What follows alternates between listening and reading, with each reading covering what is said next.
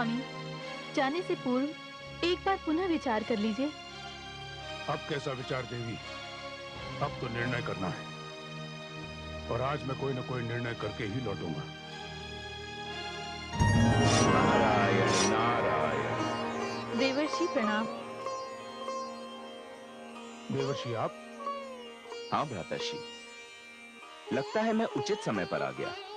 आप किसी निर्णय लेने की बात कर रहे थे? हाँ भ्रातर्षि नारद, मैंने निर्णय ले लिया है। आज संध्या होने से पहले मैं पुत्री गौरी के लिए एक उचित वर चुनकर ही लौटूंगा। नारायण नारायण। अब इसकी कोई आवश्यकता नहीं होगी भ्राताश्री दक्ष। आपकी ओर से यह शुभ कार्य मैंने कर दिया है। क्या? हाँ भ्राताश्री, अब तो उनके साथ केवल शुभ शकुन की परंपरा का निर्वाह करना शेष है। यदि आप उचित समझें तो मैं इसी समय आपके साथ चलता हूं। आप अपने पवित्र हाथों से अपने भावी जामाता के माथे पर तिलक करें और अपनी कन्या गौरी का वाग्दान कर दें। भ्राताश्री नारद, यदि आपने पुत्री गौरी के लिए कोई वर चुन लिया है तो बताइए, वो मेरी प्रतिष्ठा के अनुकूल है या नहीं? नारायण नारायण। भ्राताश्री दक्ष, उस वर के कारण आपकी प्रतिष्ठा में 100% वृद्धि होगी। तीनों लोक में आपकी जय जयकार होगी। लोग आपके भाग्य से ईर्ष्या करेंगे, आपके निर्णय को सराहेंगे जब आपके जामाता भगवान शिव कहलाएंगे। जिस प्रस्ताव को मैं अस्वीकार कर चुका हूं, उसी प्रस्ताव को लेकर आप मेरे पास फिर क्यों आए? यात्रा के समय ये अशुभ नाम लेकर मेरा शकुन बिगाड़िए मत, मेरा समय नष्ट मत कीजिए। देवी, मैं जा रहा हूं। रुकिए भ्राताश्री, मैं आपसे कह चुका हूं कि मैं आपकी ओर से भगवान शिव को जामाता बनाने का वचन दे चुका हूं। ये अधिकार किसने दिया आपको? भ्राताश्री, क्रोध में भी ज्ञानियों को शिष्टाचार नहीं भूलना चाहिए। जहां तक भगवान शिव को जामाता बनाने के निर्णय का प्रश्न है, यह अधिकार तो मेरा जन्म सिद्ध है। यह अधिकार मुझे उन्होंने ही दिया है जिन्होंने मेरी और आपकी रचना की है। वे हैं पिता श्री ब्रह्मा। हम दोनों एक ही पिता की संतान हैं भ्राताश्री दक्ष, और इस नाते पुत्री गौरी पर मेरा भी समान रूप से अधिकार है। नहीं नारद जी, नहीं। गौरी मेरी पुत्री है और उस पर केवल मेरा अधिकार है। और अब मैं यह जान गया हूं कि उसके भविष्य के साथ कोई भयानक षड्यंत्र चल रहा है। लोग मेरी लाडली पुत्री को एक भिखारी के हाथों में सौंपकर उसे जीवन भर का दुख देना चाहते हैं। दुर्भाग्य तो यह है कि लोगों के इस षड्यंत्र में मेरी पुत्री भी सम्मिलित है। वो बालिका है, अबोध है, भोली है, किंतु मैं उसका पिता हूं, उसका भला बुरा जानता हूं। मैं उसे जानबूझकर ये विष नहीं पीने दूंगा। मैं ये कदापि नहीं होने दूंगा। ये आप क्या कह रहे हैं भ्राता दक्ष? आप शिव और शक्ति को मिलने से रोकना चाहते हैं।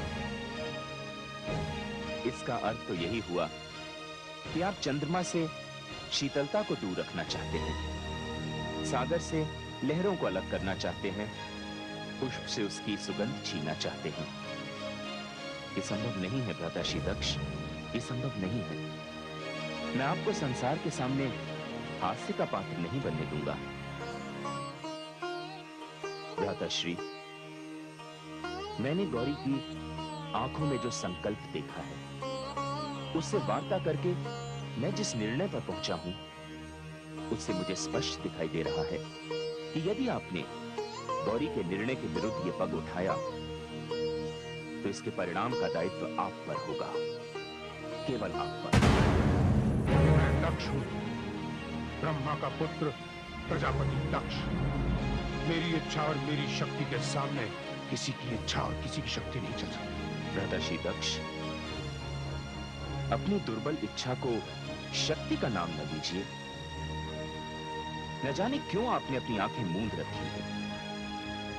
आप जिस यात्रा पर जा रहे हैं, इसका कोई परिणाम नहीं निकलेगा, क्योंकि संसार में बड़े से बड़ा सामर्थ्यवान व्यक्ति भी शिव के समान नहीं। आप जो जी चाहे कर लीजिए भ्राताश्री दक्ष, आप इस अभियान में सफल नहीं होंगे, क्योंकि शिव गौरी के हैं और गौरी शिव की। भला संसार में ऐसा कौन अभागा होगा जो दक्ष के जामाता होने के प्रस्ताव को ठुकरा देगा?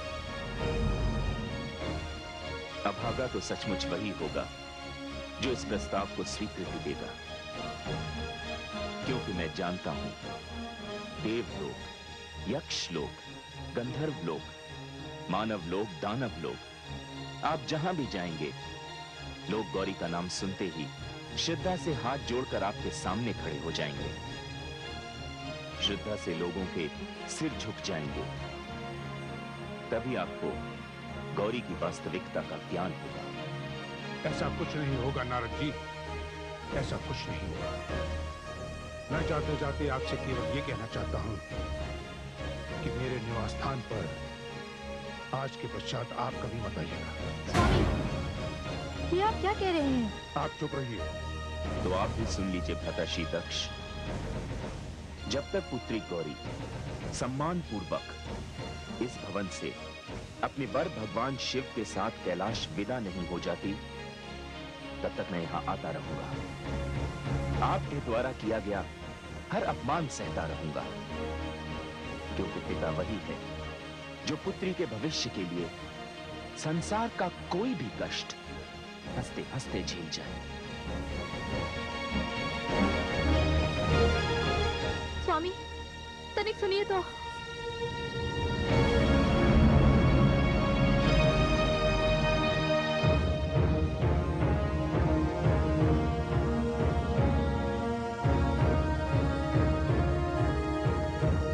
चलो सारथी। नारायण नारायण। उसे तो वह अपनी दिशा की ओर ले ही जाएगा, किंतु अहंकार एक ऐसा अश्व है जो किसी भी रास्ते से नियंत्रित नहीं होता, और उस अश्व पर बैठा हुआ व्यक्ति कभी भी अपने निश्चित लक्ष्य तक नहीं पहुंच सकता। भ्राताश्री दक्ष, मुझे आपसे सहानुभूति है।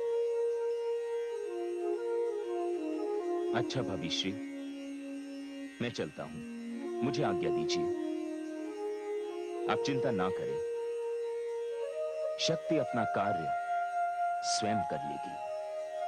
देवर्षि नारद, पता नहीं विधाता ने गौरी के भाग्य में क्या लिखा है।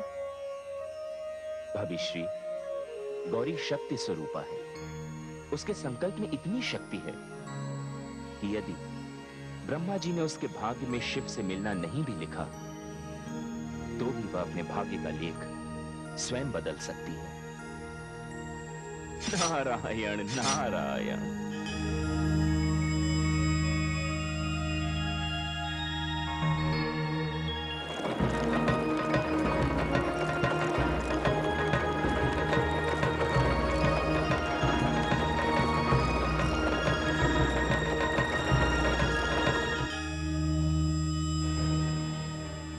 हे मां शक्ति, प्रजापति दक्ष तो अपने निर्णय पर अडिग है। वे तो भगवान शिव से इतनी घृणा करते हैं कि उनका नाम तक सुनने को तैयार नहीं। हे महादेवी, अहंकार की सीमा यदि देखनी हो तो कोई प्रजापति दक्ष को देखे। हे आदिशक्ति, इधर गौरी का निर्णय भी तो अपने स्थान पर अटल है, किंतु पिता का अहंकार और पुत्री का हठ, इन दोनों में जीत किसकी होगी? जीत तो सत्य की ही होती है महादेवी। किंतु हे मां शक्ति, इन परिस्थितियों में हमारी गौरी का क्या होगा? हे महादेवियों, संसार में गौरी का जन्म इसी उद्देश्य से तो हुआ है कि संसार को ये बताना है कि पुरुष और प्रकृति अर्थात नारी के संबंधों की सीमा क्या होगी, भावनाओं और आदर्शों का मापदंड क्या होगा। और ये कार्य इतना सरल नहीं है, इसमें नारी को बड़ी कठिन परीक्षाओं से जूझना होगा, दुख और पीड़ा सहन करनी होगी। का ताप झेलना होगा। अपने अस्तित्व से ये सिद्ध करना होगा कि नारी अग्नि के समक्ष जल के समान है। किंतु जिस प्रकार दहकती हुई अग्नि पर खौलता हुआ जल भी डाला जाए तो वो अग्नि को बुझा देता है, और यही नारी की विशेषता है। नारी उस दिए के समान है जो स्वयं तो जलता है किंतु दूसरों को प्रकाश देता है। नारी वो धरती है जो सड़े गले वृक्ष को अपनी कोख में धारण करके एक नए पौधे को जन्म देती है। नारी तो उस चंदन वृक्ष के समान है जिससे भुजंग लिपट कर भी उसकी सुगंध को समाप्त नहीं कर सकते। किंतु हे मां शक्ति, ये सारी परीक्षाएं और उनके परिणाम तो तभी निकलेंगे जब शिव से गौरी का मिलन होगा। इधर तो प्रजापति दक्ष गौरी के वर की खोज में पता नहीं कहाँ जा रहे हैं। हे महादेवी, आप प्रजापति दक्ष की ओर क्यों देख रही हैं? आप ये क्यों नहीं देखती कि देवर्षि नारद कहाँ गए हैं? नारायण नारायण।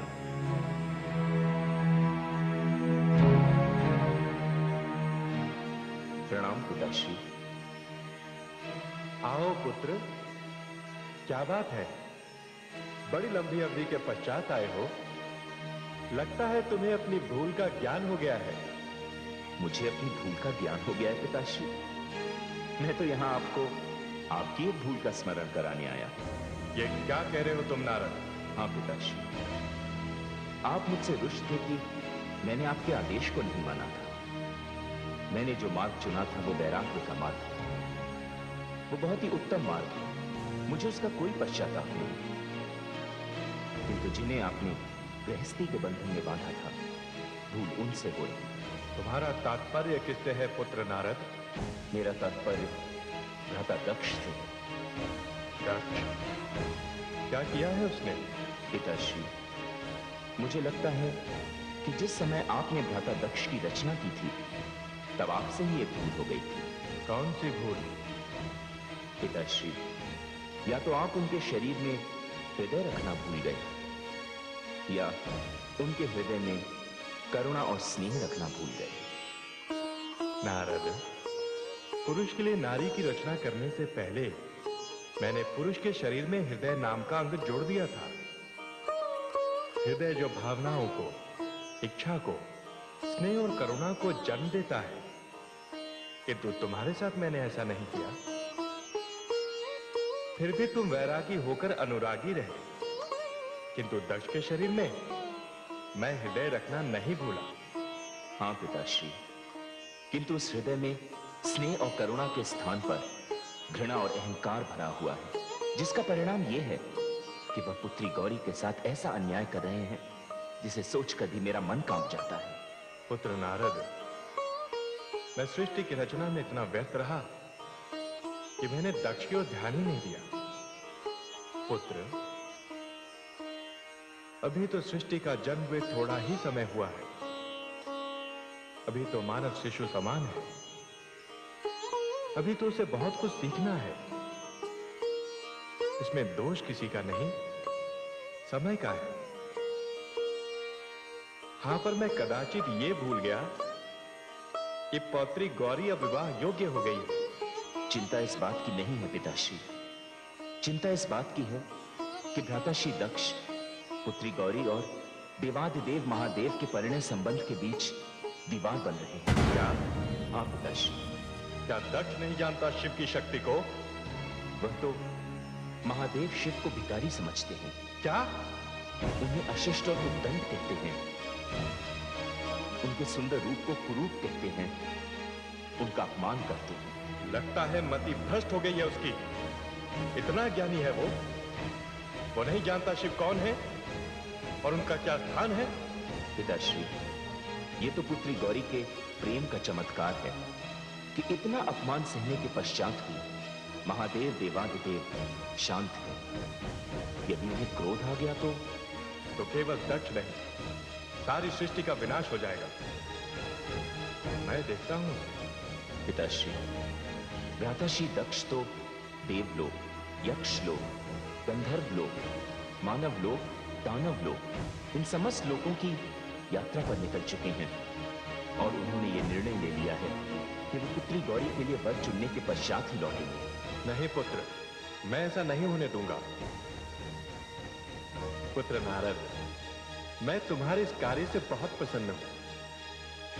केवल हृदय होने से ही मानव में कोमल भावनाएं आ जाए, यह आवश्यक नहीं है।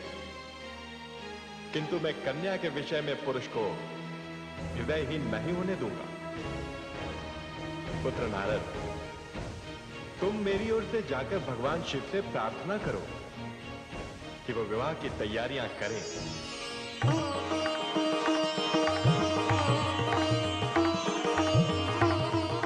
नारायण नारायण।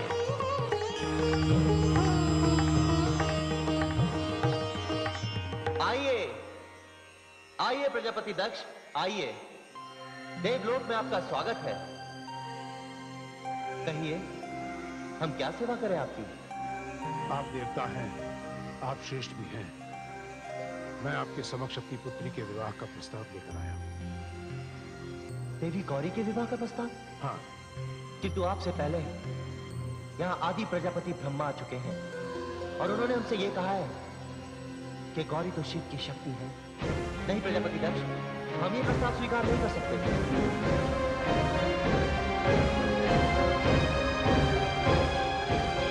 नहीं प्रजापति दक्ष, नहीं, हम आपका ये प्रस्ताव स्वीकार नहीं कर सकते। वे तो हमारे लिए माता गौरी हैं, वे हमारे लिए पूजनीय हैं।